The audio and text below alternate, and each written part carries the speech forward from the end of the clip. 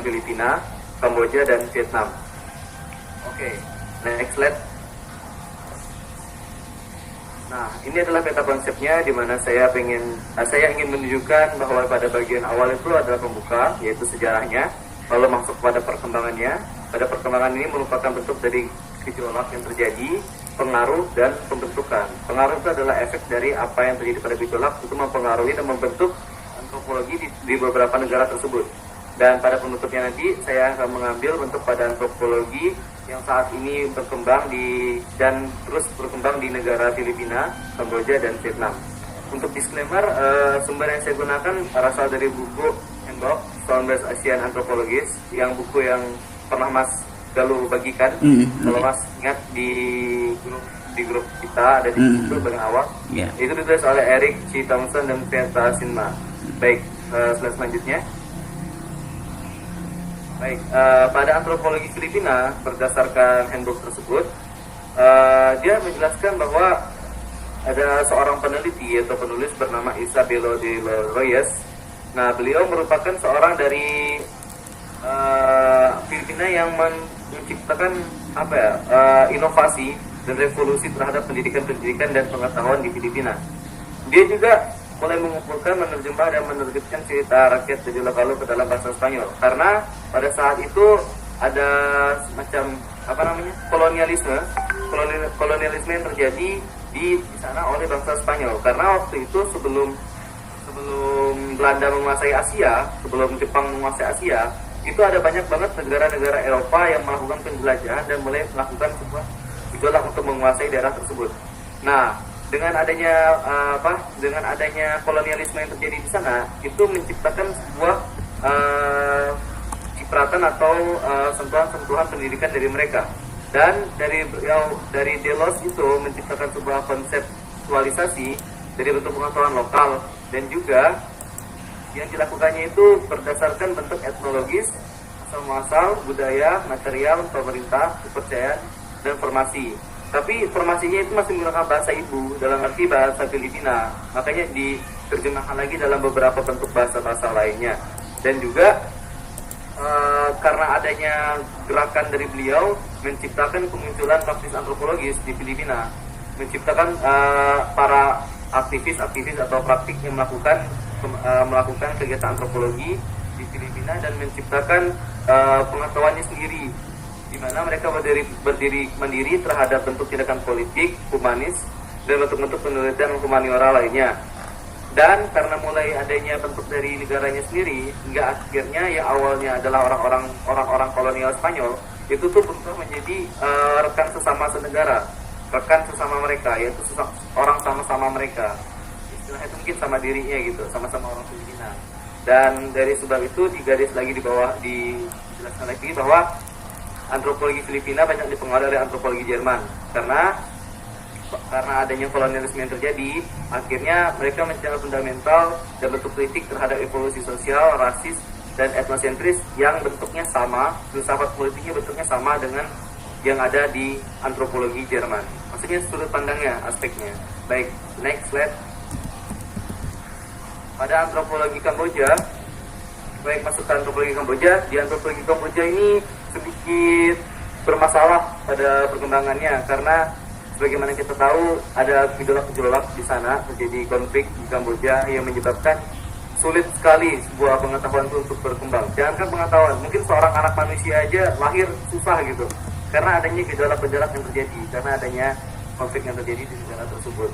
Namun karena adanya konflik yang terjadi itu menciptakan perhatian terhadap negara-negara atau lembaga-lembaga internasional untuk memediasi mereka, mendamaikan mereka, hingga akhirnya pada tahun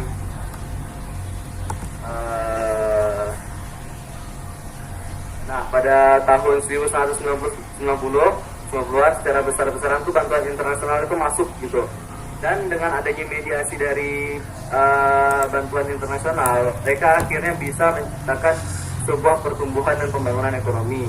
Walaupun memang hal ini masih bersifat semu, masih bersifat pembiusan masyarakat.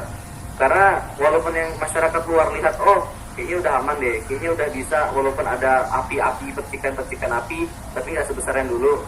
Tapi padahal sebenarnya itu hanyalah obat bius yang digunakan gitu loh untuk menenteramkan, walaupun itu tidak menyelesaikan konfliknya.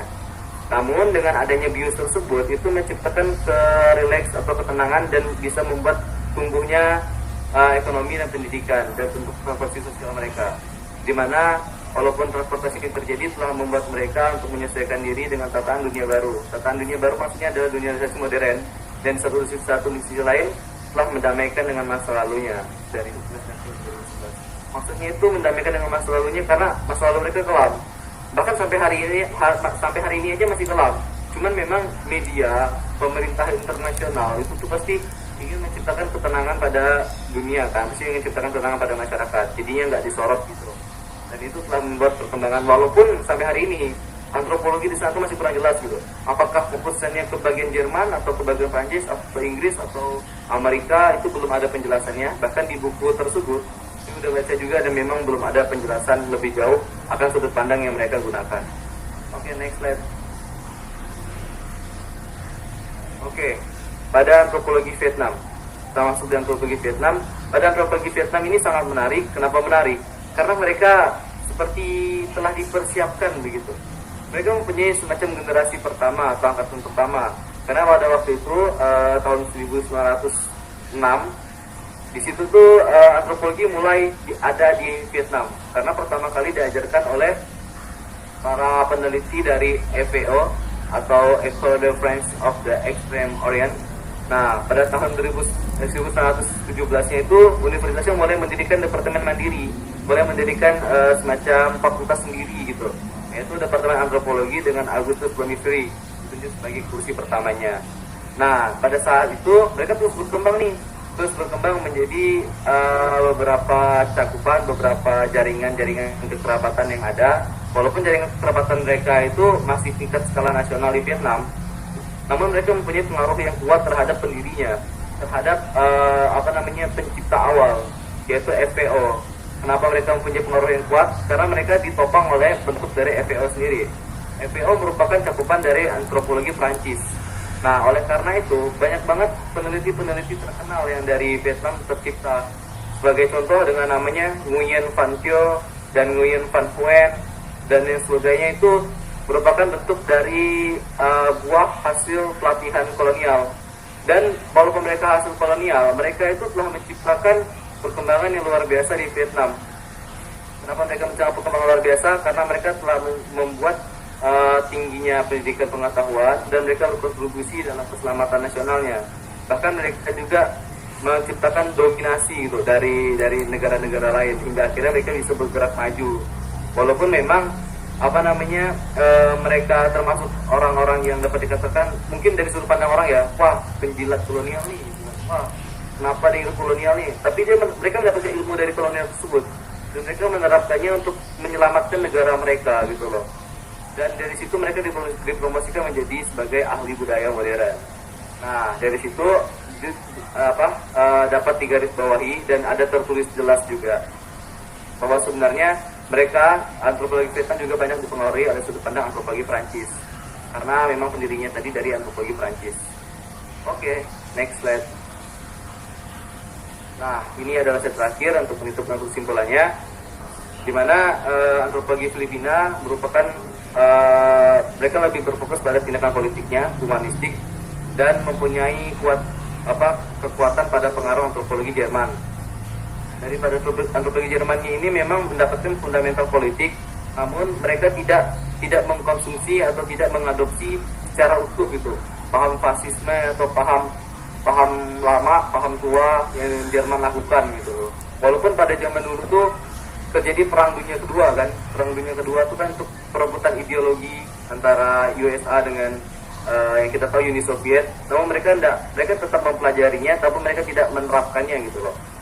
Walaupun memang pengaruh-pengaruh dari antropologi Jerman itu cenderung mereka ikuti gitu. Antara evolusi sosialnya, rasis, etnosentrisnya juga, bentuk etnografinya juga bentuk filsafatnya juga mereka mengadopsi dari sudut pandang Jerman.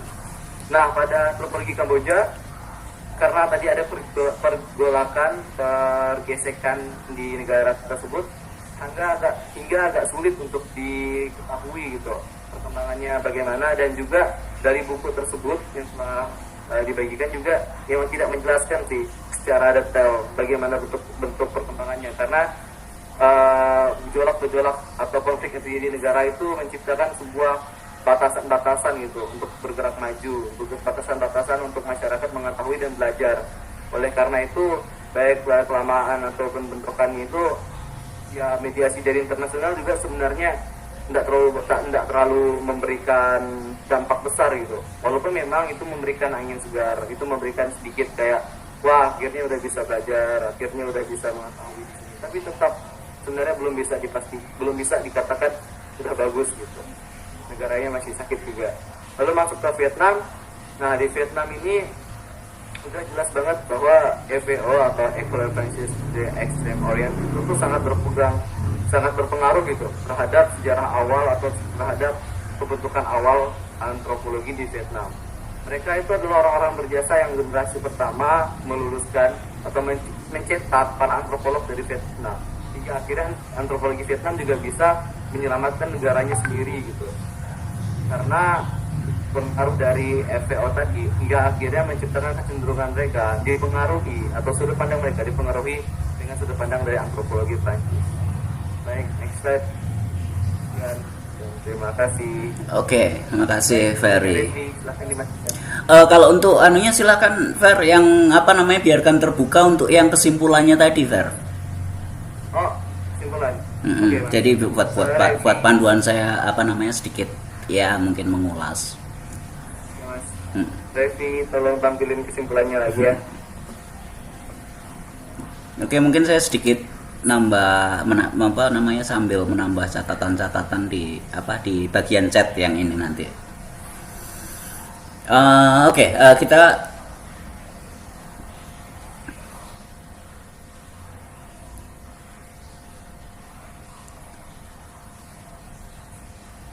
Kita coba ulas.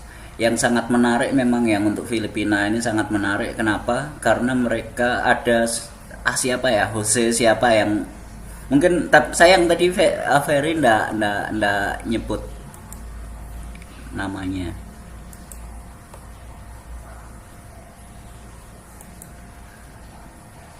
Yang mana, Mas? Saya nge-lag ya kayaknya. Yang mana? Yang untuk nyebut nama ada kayaknya dua atau tiga ahli antropologi yang sekolah di Jerman itu menjadi tokoh pertama, tapi saya lupa namanya. Dan kalau misalnya Rizal Mas. Oh ya, nah itu Rizal sama itu Dio Lewis. Tadi saya pakai nama satu orang aja, Dio Lewis. Soalnya yang profil Rizal itu udah terlalu banyak. Iya. Saya banyak banget memang ya.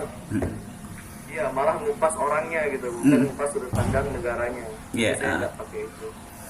Walaupun sebenarnya cakupan kita harusnya atau humanisnya kan, cuman karena ini geografi Asia Tenggara, jadi mungkin lebih menarik jika kita angkat ke negaranya. Oke. Nah, masalah ya, apa namanya? Jadi, memang ada dua Mas, Rizal ini. Jose siapa? Nah, itu memang agak menarik kisahnya, dan itu ada kisahnya yang agak detail. Judulnya di bawah bukunya udah diterjemahkan di bawah 3 bendera. Buku terakhir Ben Anderson itu menceritakan bagaimana dia akhirnya sekolah ke Jerman dan akhirnya dia kemudian membentuk identitas Filipina itu dengan mengumpulkan folklore, puisi dan membentuk identitas bersama negara sebagai bangsa Filipina itu luar biasa. Dan proses sekolahnya dia dulu juga menarik karena orangnya itu agak nakal. Jajahan Spanyol kan orangnya agak nakal, mabukan dan lain sebagainya. Cuma kerennya waktu itu ini sedikit di luaran ya. Salah satu bagi saya yang menarik itu setiap kali dia konsultasi ke dosennya yang ada di Jerman, saya agak lupa namanya, itu mereka